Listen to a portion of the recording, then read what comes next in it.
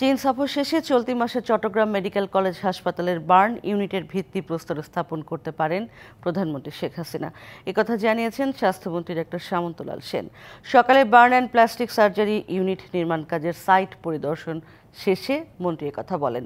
নগরীর চট্টেশ্বরী সড়কে মেডিকেল কলেজের ছাত্রাবাসের উত্তর পাশে নির্মাণ হবে এ বার্ন ইউনিট।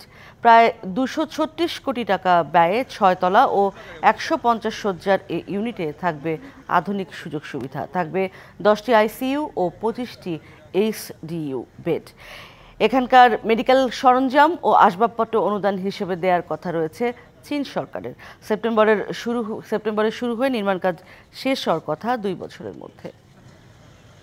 আমরা এখন চূড়ান্ত পর্যায়ে চলে গেছি, এটা একনেকে পাশ হয়ে গেছে।